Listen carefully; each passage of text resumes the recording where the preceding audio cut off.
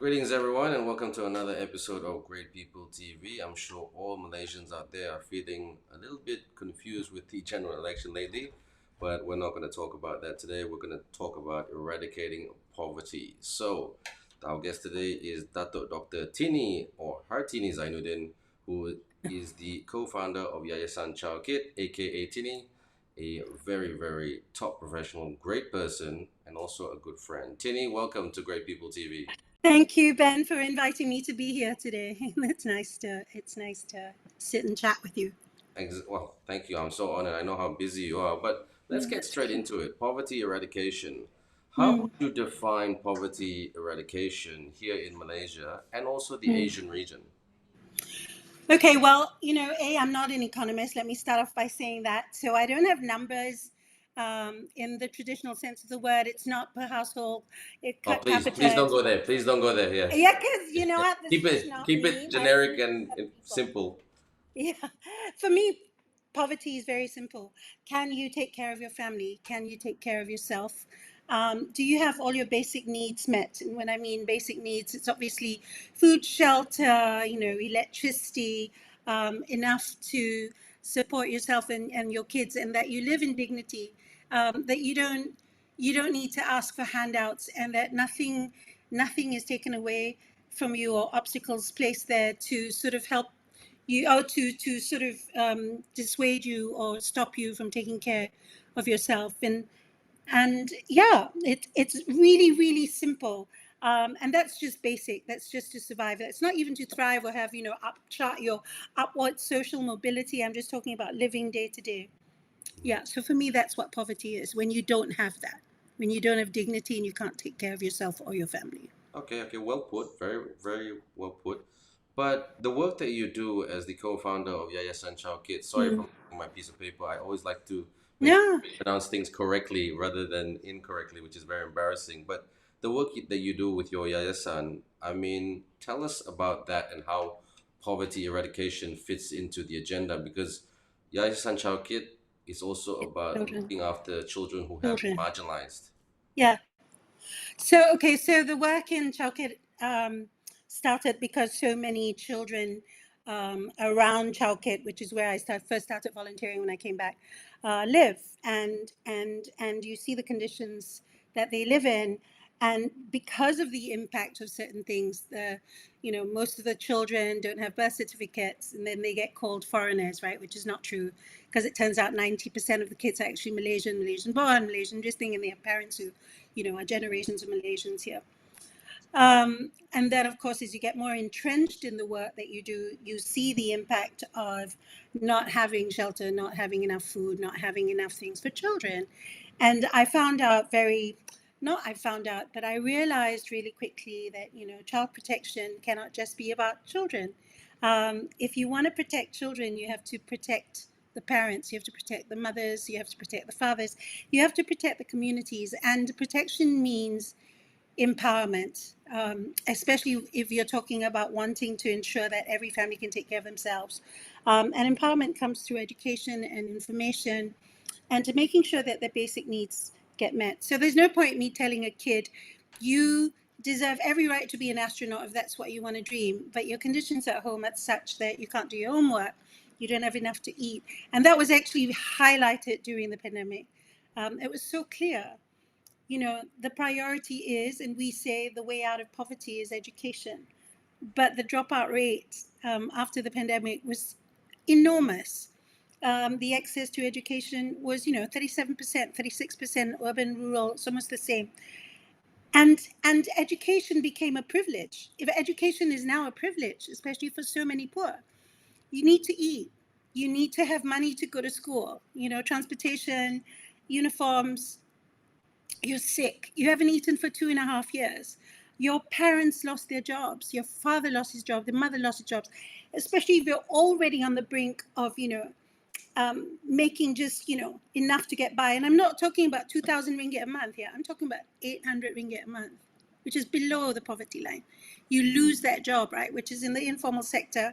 Restaurants have closed. Your mama stores have closed. You tell me what they're going to do. So then education becomes third or fourth a priority, food becomes first, health becomes second. And so you are having to drop out of school if you're a child to support your family. Your father is crying, and you can hear your father crying, because I talk to the kids, because he has no job. They're going to lose their house. They've been going to be chased out of their home.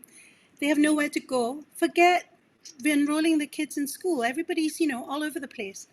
So that is where the poverty comes. The realization that a father cannot take care of his family, the realizing of a child that his father cannot take care of him, and that he most probably has to drop out of work. And that for me is poverty. When you rob them of that dignity. And it is the most heartbreaking thing when education becomes a privilege, and that's a basic right. When shelter becomes a privilege, or in many cases that I have to deal with now with single mothers, do you use the money that we give you for food to pay the electricity bill because you haven't paid it in 4 months? And you are now having to ask me or anybody else for money to tap the electricity from your neighbor's house, and then it getting cut, and then you having to go out and buy the wire again, the dawai again, to go, tap illegally from your other neighbor's house because you just don't have the money. That is poverty. Oh, very, very powerful and factual and informative statement right there. But when you were saying about chasing people out of their house, the immediate words that came to my mind was structure and system. So Mm. that leads me to my next question: how would you rate the structure and the system of Malaysia in terms of trying to support and actually eradicate poverty in the country? You can forget eradicating poverty. That's not going to happen. Okay. The pandemic has actually exacerbated the whole issue on poverty. We're all focusing on urban poverty versus rural poverty. The truth of the matter is it's terrible in both places. Maybe urban more because of the cost of living and the fact that, you have so many people on top of one another living in small, cramped places. But rural isn't doing much better as well. You have no clean water, yeah? So, you go see the wells in rural areas, they're green. Yeah, you go to Sarawak, the pipes are all, not working and rusty because they put in pipes that are 40 years old that they can't change because the diameter for the pipes are too small, and whatever it is, right? No clean water. Or you go to Sabah and people are dying. Systems are, to start with, even before the pandemic, faulty.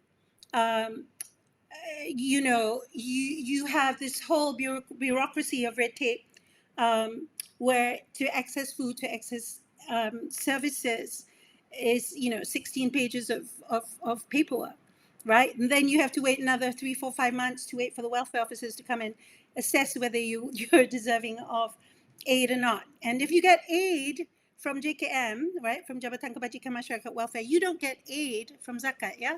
You don't get aid from Baitul Mal. You only get one or the other. You don't get both.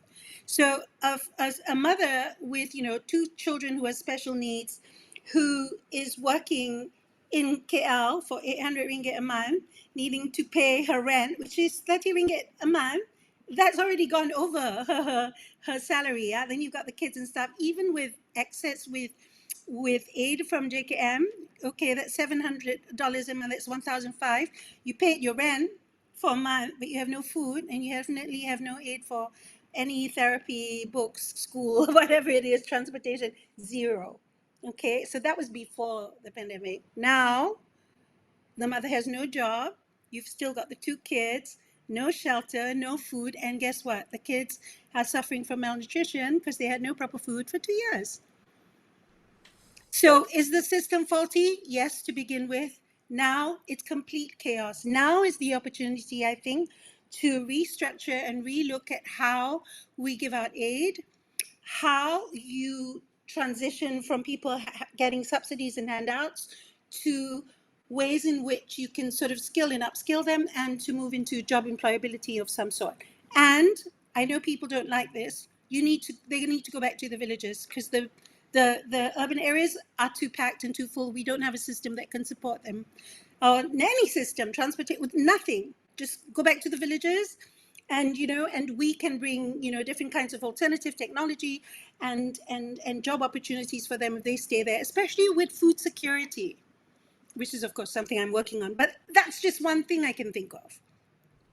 So Okay. yeah, system needs to get changed, overhauled completely. So it's faulty. It needs to be changed. Obviously, with the time right now, with Yeah. the recent general election, God willing, inshallah, it will change. Hopefully for the better. And I know, Yes, and there'll be more collaboration and sort of pulling of resources and I know because you'll we be don't have there, anything. and I know you'll What? be there very directly and bluntly putting pressure on the politicians, which is what we like to see. So that's all good.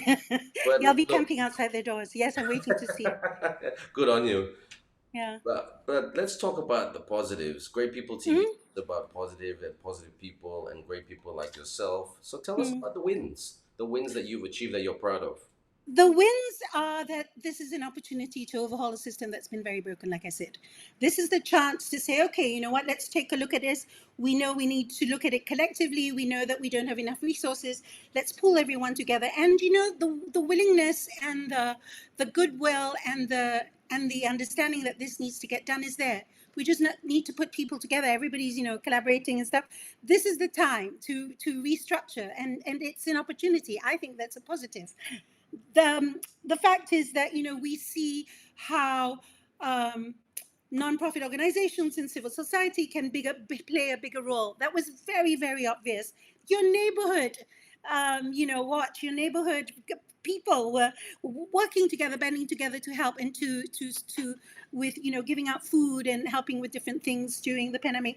You know, we know Malaysians are naturally very giving. We just need to put a structure in place and to sort of come up with a system that works. And it's all hands on deck because this is the time, and I know we can do it. We just need to approach it differently.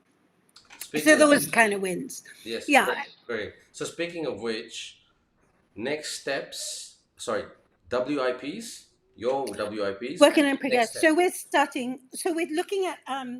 So okay. So I sit on the National Recovery Council. That's beside the point. Whether we're going to have one or not. But you know, I work on food security. I work on child protection. We look at education and stuff for children. Very child focused. And we were already starting pilot projects.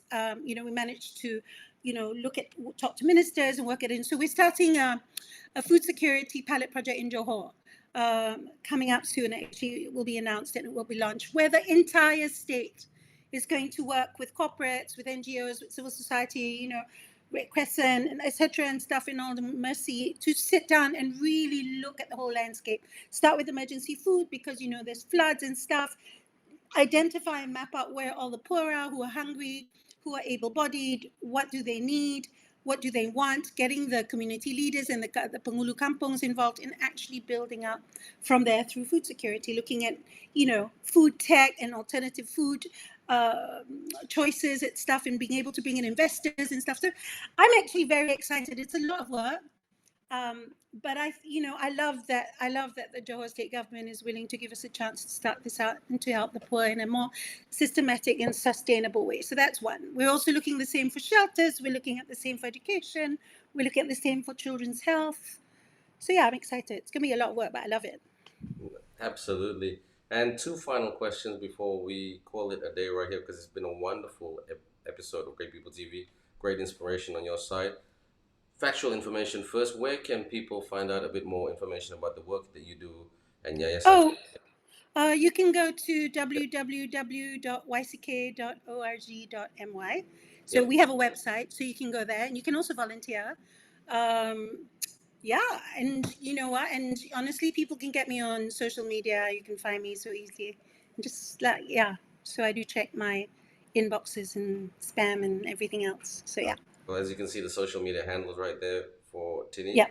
And also, last questions, and I do have to ask you this question because you're always so positive, you're always so upbeat, you speak so well and passionately about this. But let's be very honest, this topic, poverty eradication, children who are marginalized, you're always dealing with a tough situation which requires to put out flames.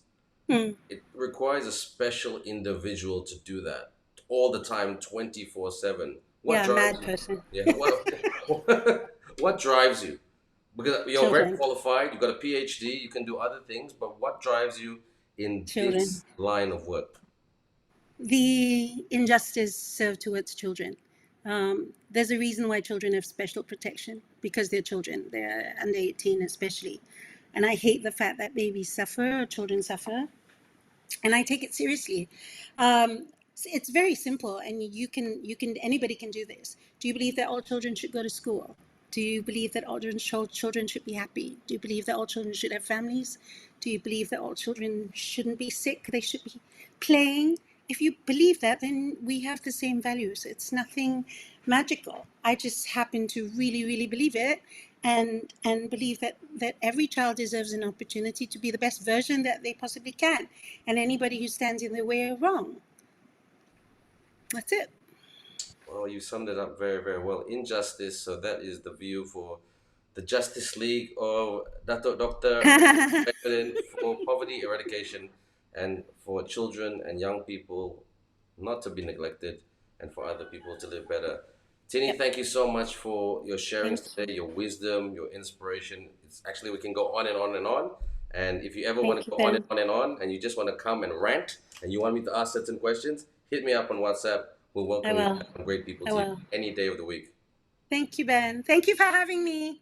Pleasure indeed. Thanks, Jenny. Take Bye. care, yeah?